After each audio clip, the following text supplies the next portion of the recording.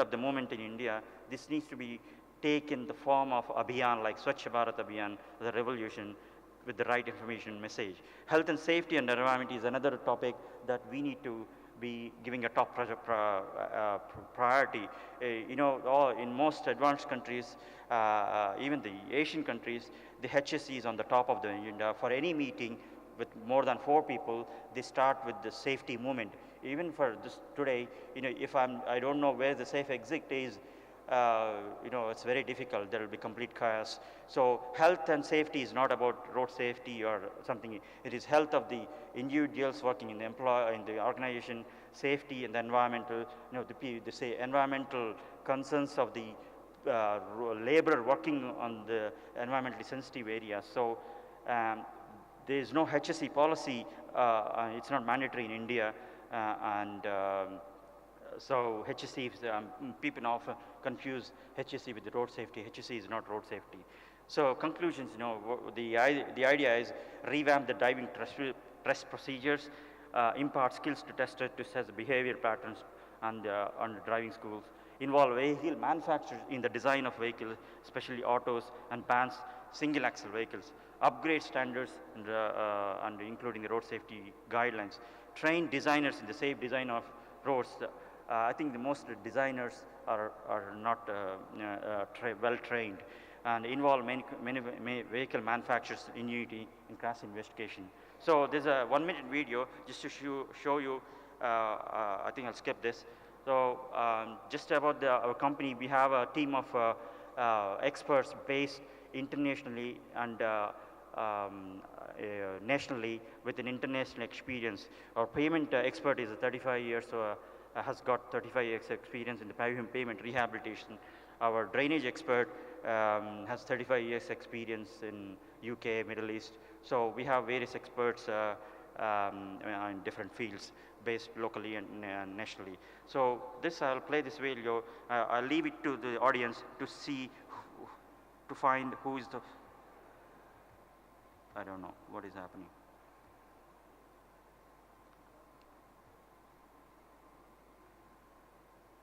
Is it your last slide? Okay, that's it. Please. Thank you very much. So the video, I don't know what is happening. thank you, Venuji. Actually, you consumed your interaction time. 3 minutes we kept for the interaction. So still, if any query is there, brief from the honorable audience regarding, because he started with the physics, chemistry, maths and biology. Nobody knows he started with the DPR format and came to the mechanical part. Actually, you mixed the whole theory. When you started it, I could not get it, whether you want to particularly guide us to design the road projects or end at what. Now you ended at the road safety. I kept on calculating all physics, chemistry, maths, biology, you have mixed it up. Anyway, but all are required to be. But anyway, but 2 issues are there. 2 backdraws in our system of the designing and this planning is there. One is the risk allowance due to the user's behavior, we are not keeping in mind. Secondly, we are bound to make a copy of the Western part, because Western part is a highly disciplined society, and that allowance we are not keeping. Luckily, our bridge engineers are quite smart. They are keeping a good allowance of the safety, so that's why they are surviving to be. Any 1 or 2 queries, kindly, quickly, regarding this. So any queries? 1 or 2 queries are permitted. So if the chair permits, I have one statement. Sir, you were mentioning about few codes. This code is not that much relevant for you, but you mentioned IRC-75, 1979. Just for your information, IRC has modified it. Yeah, that's what it was in 2015. Yeah. So I think that many of the commendable work what IRC is doing, it has to go to the stakeholders. That campaign also has to be happened. Yeah, that's so true. Fine. It was a good presentation. Yeah, one query. I want to make a point regarding safety of roads, and it should be taught at the basic level, education basic level. Road discipline should be a subject at the basic level. It should be taught right from beginning. When the children learns at the school, it should be taught. And usually it should be a separate subject throughout the study. That we are not disciplined people, like Secretary General has told, we are not disciplined as far as Western countries are concerned, or Indian conditions are concerned. This is a big gap. Why our accidents occur? Why the difficulty is this? Main difficulty is this. It should be done. Okay, thank you. You want to apply? Actually, your observation is very correct. And Ministry of Road Transport has already issued 2-3 books, small books on the road safety for children. Now we are incorporating in our IRC code, which is meant for children's safety, and we are bringing it in an up-to-date model. And luckily, I am the chairman of that committee. So hopefully, by the next session, midterm council, we are bringing a comprehensive, updated children safety policy, and we will pursue through our Honorable Minister Gadkari Sahab to the HRD Ministry to make it mandatory to the elementary school classes. That we are trying very hard. Thank you very much. Thank you. Yeah, first. Okay.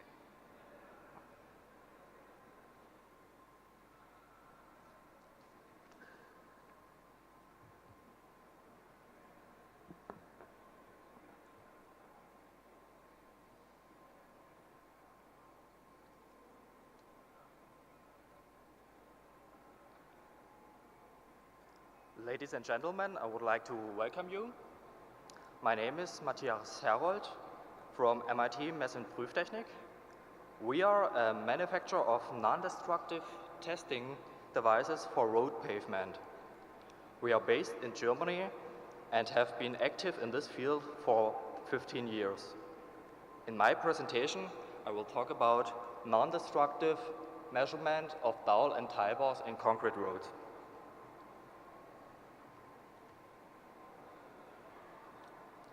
At first, dowel bars are inserted in transverse joints in order to transfer the load from the vehicles from one slab to the next. They secure even heights of neighboring slabs, but at the same time, they must allow the movement of the slabs at the joint because of temperature changes.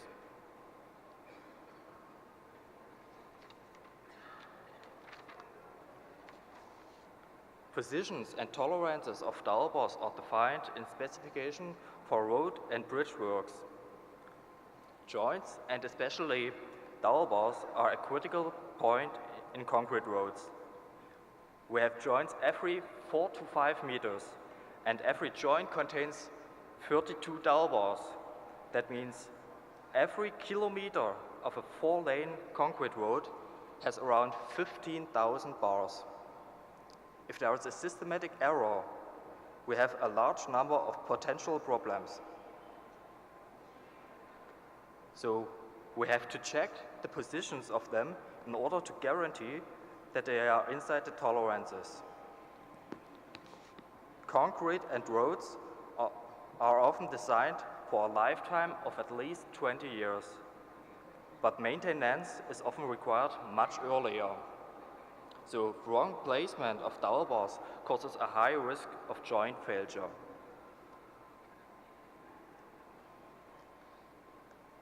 Now, let me show you some examples which explain why it is necessary to measure misplacement and misalignment and what the results are.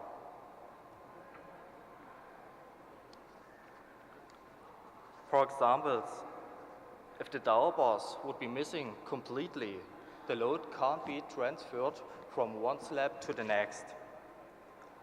Faulting would be the consequence, and this would be a huge problem. You can see it also in the picture. There you have a different level of the different slabs.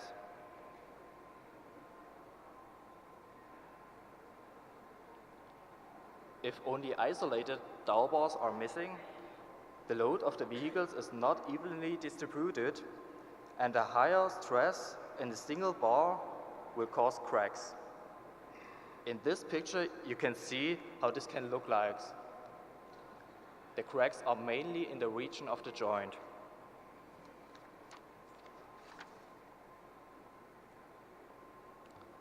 One problem that we can see very often is a lateral shift of dowel bars. A lateral shift means that the dowel bars are shifted more to the left or to the right of the joint. This happens, for example, if baskets are not anchored correctly or the saw cut is misplaced. The bar is mainly only in one slab. When vehicles drive over, the load is carried only on a small area of the dowel bar. The additional stress in the concrete will cause cracks in this region.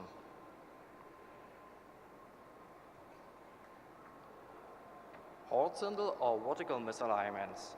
Horizontal and vertical misalignments, the reason for that can be, for example, poorly adjusted equipment or fused, damaged baskets. Misalignment which exceeds the limits of the specification will lock the joint.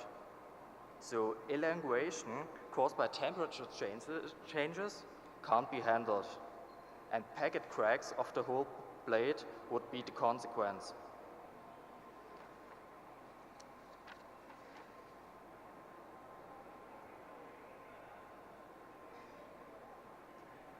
A wrong depth of dowel bars is also very critical because this will increase the corrosion of the dowel bar because the moisture of the concrete is higher at the top and of the bottom of the slab. And this corrosion of dowel bars is also one reason for cracks.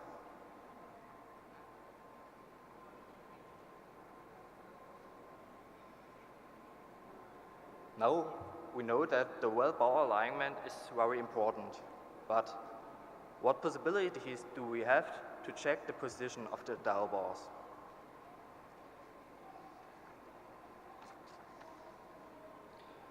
There are different measuring methods available to check the bar location. Mainly, we can separate them into destructive and non-destructive methods. Destructive methods are, for example, the complete exposure of the bars or taking course. But opening and closing the road is time-consuming and very expensive. It also impairs the quality of the road, and that's why only small samples of tests can be done. Non-destructive methods may use magnetic pulse induction, ground-penetrating radar, or ultrasound. In general, NDT methods doesn't destroy the road, so it's possible to measure also larger areas of joints and not only small spots. MRT offers a dowel bar scanner which uses magnetic pulse induction. Magnetic pulse induction bases on the analysis of pulse magnetic fields. It creates a magnetic pulse, and this magnetic pulse creates eddy current in the metal of the dowel bars. The signal strength of the eddy current is then measured. This technique allows very fast scans and immediate results. The position of the dowel bars can be measured and calculated within only 2 minutes. It's very easy to use, and the operator just has to pull the device along the joint, and some seconds later he will get the position of the dowel bars in the joint. It can also be used on green concrete. As long as you can walk on it, it's fine. So this is because this is independent of moisture. This is a big advantage because you can measure, let's say, 8 to 10 hours after casting, and so you have the chance to adapt something.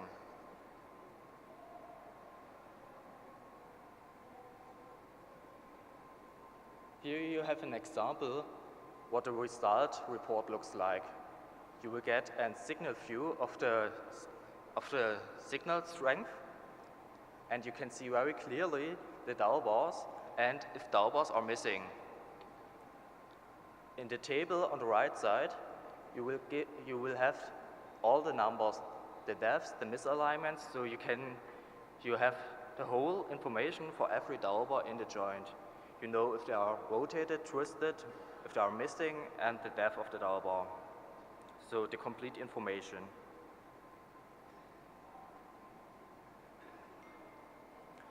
The MIT Scan2PT has passed many evaluations, field tests, and comparison studies in various countries, and it has also an ASTM standard. This method is inside the specification for road construction in Germany, the United States, and it's also mentioned in the Indian specification. Meanwhile, MIT has 15 years of experience with this dowel bar scanner.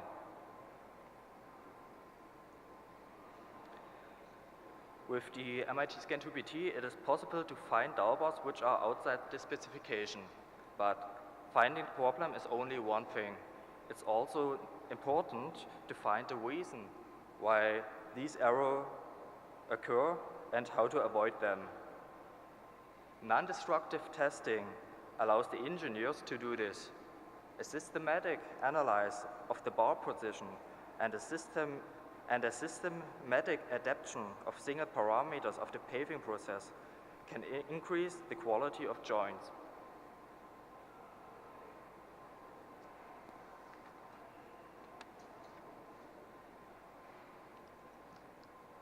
At the end of my presentation, I will summarize it. Dowel bar positions and their evaluation are important for the quality and the lifespan of a concrete road. Non-destructive testing devices like MI2, Scan2PT are very cost-effective, less laborious, comprehensive, and they support the durability of the road. Non-destructive testing is an effective way to avoid, to detect, or if necessary, also to correct installation errors. For road building, high quality at the start is cheaper than maintenance. So early investment in high quality control saves cost in the long-term run.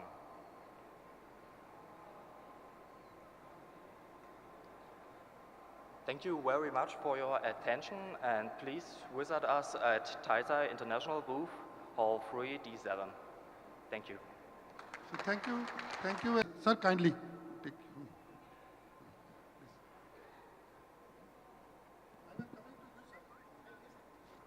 Because I wanted what document you have given to me. Really If there is a scope, let us update ourselves. Yes, I do. Yes, please, sir. Sir, this MIT scan I got from Canada in 2006 Chicago conference, and then put it on our MORTS specification, which you have referred.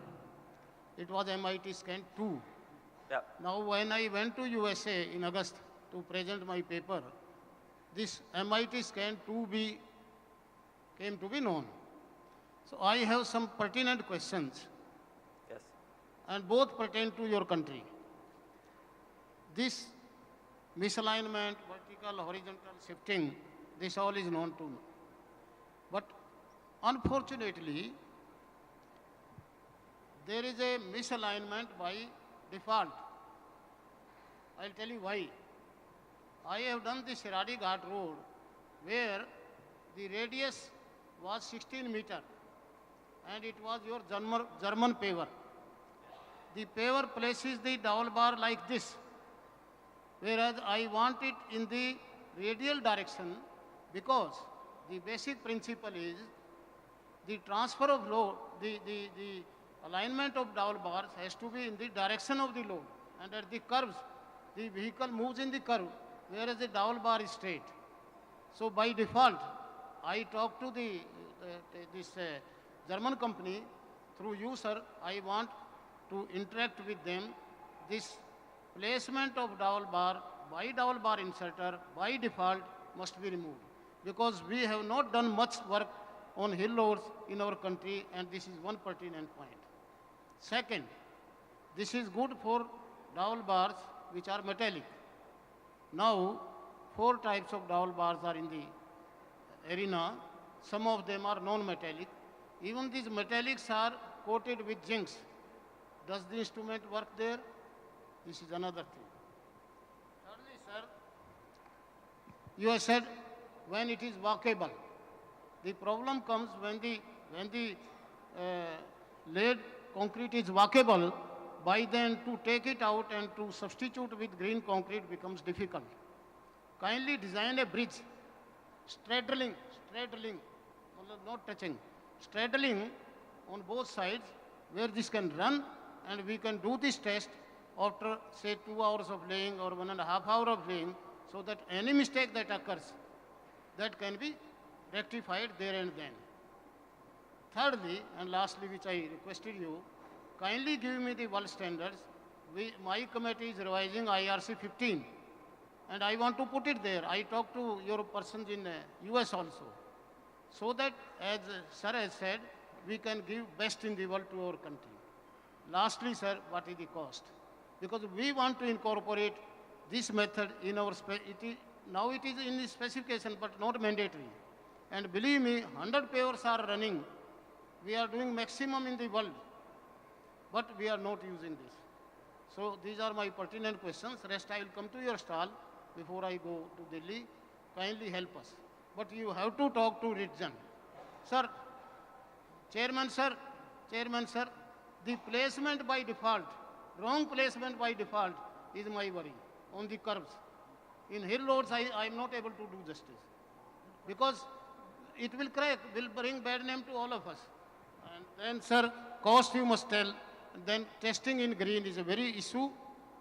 You design some non-metallic thing or something, whatever you feel. While it is green, we should test so that we can correct it there and then. Thank you.